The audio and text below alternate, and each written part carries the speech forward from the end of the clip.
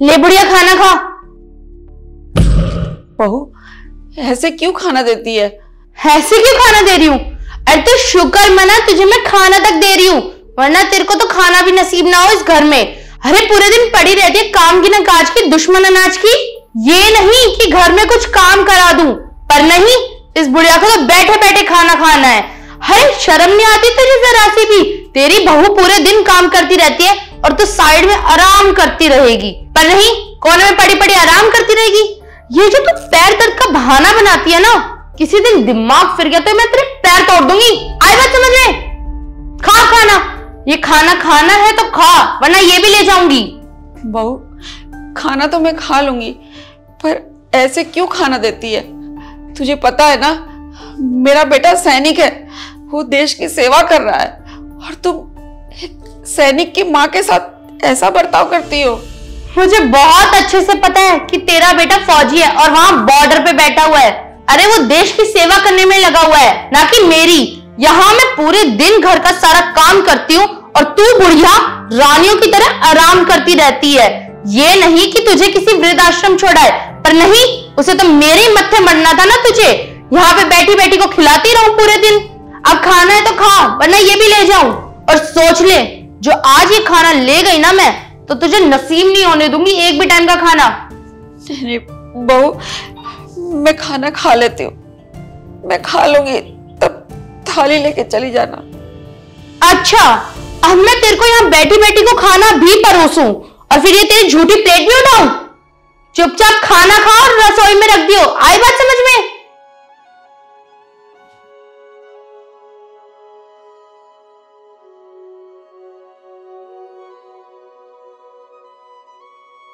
बेटा हिमांशु, मैंने खाना खा लिया है, ये प्लेट उठाकर किचन में रख दे बेटा। अब क्या हुआ बुढ़िया, खामखा परेशान करती रहती है, अपनी प्लेट खुद आके रख देना। बहू मैंने खाना खा लिया है बेटा, ये प्लेट उठा लो।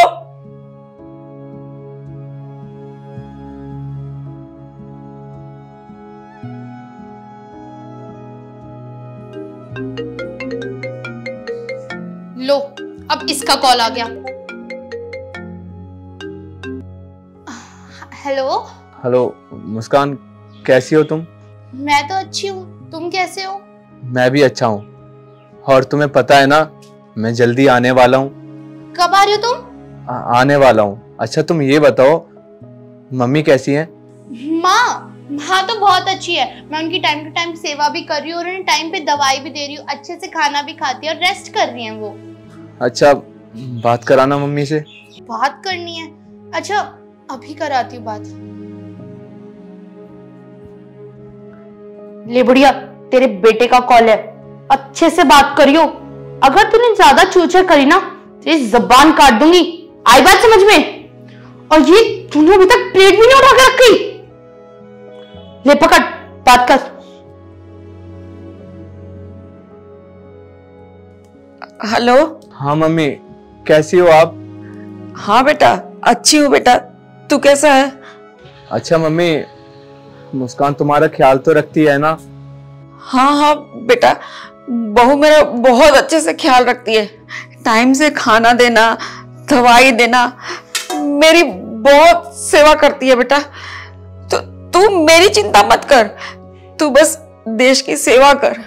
हाँ मम्मी, और आप चिंता मत करो, मैं जल्दी ही आऊंगा। हाँ बेटा, जल्दी आना और अपना ध्यान रखना। तुझे देखने को ना मेरी आंखें तरस गई है। आना बेटा, ठीक है? अभी तक तेरी बातें खत्म नहीं हुई क्या? ज्यादा हवा में उड़ रही है। जबान तो देखो कैसे चला रही थी। मन तो करता है तेरा गला घोट दूं मैं किसी दिन।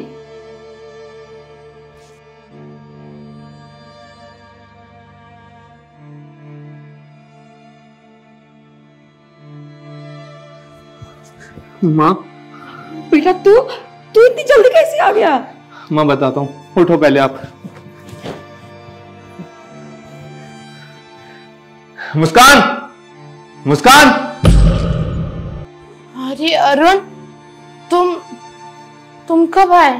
हिमांशु, हिमांशु। अरे भैया आप कब आए? ये सब मैं क्या देख रहा हूं?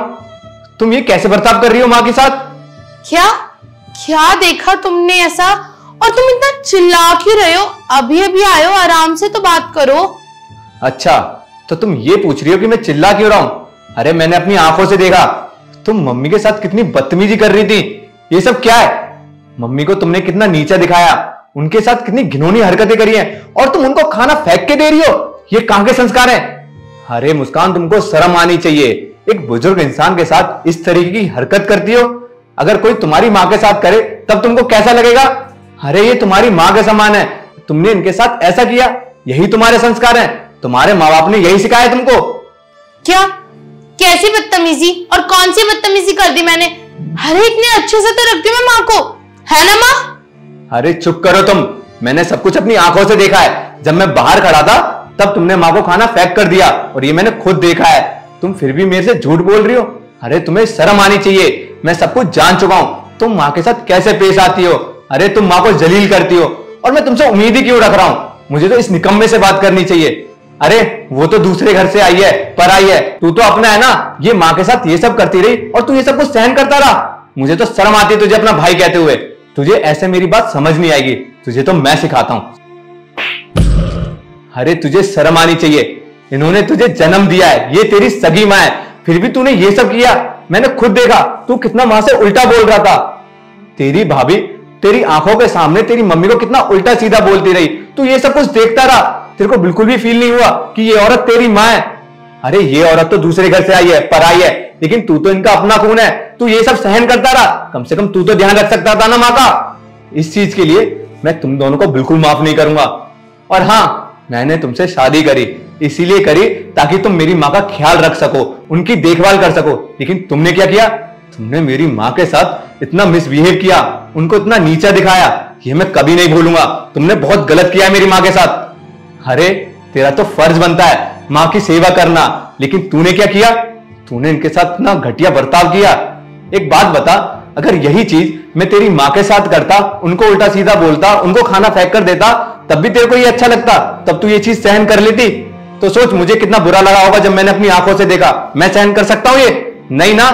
अरे मुस्कान, मैंने तुम्हारे से शादी इसीलिए करी थी ताकि तुम मेरे माँ का ख्याल रख सको, लेकिन मुझे नहीं पता था तुम माँ के साथ इतना गलत करती हो, वरना मैं तुमसे कभी शादी नहीं करता। अरे शादी से पहले तुम्हारे माँ बाप ने ऐसे बोला था जैसे तुम कितनी अच्छी हो, तुम सम्मान करती हो अपने से बड़ों का, माँ का ख्याल रखोगी, लेकिन तुम आज देखा मैंने अपनी आंखों से, ये तुम कैसे कर सकती हो मुस्कान?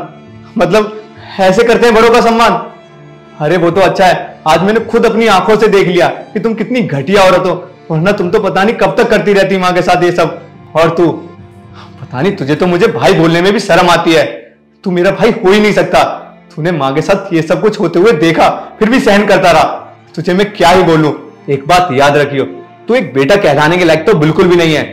और हाँ, अगर तूने माँ के साथ ये सब होते हुए देखकर सहन करता रहा ना, और तूने खुद अपनी भाभी का साथ दिया, तो एक दिन तेरे साथ भी ऐसा होगा। जब तेरी औलाद बड़ी हो जाएगी ना, जब तुझे धक्के मारकर घर से बाहर निकालेगी, तब जाकर तुझे पता चलेगा कि तूने कितना गलत किया है माँ के साथ। और हाँ मुस्कान, तुम एक बात कान खोल के सुन लो, माँ शायद तुम दोनों को माफ भी कर दे, लेकिन मैं तुम दोनों को कभी माफ नहीं करूंगा।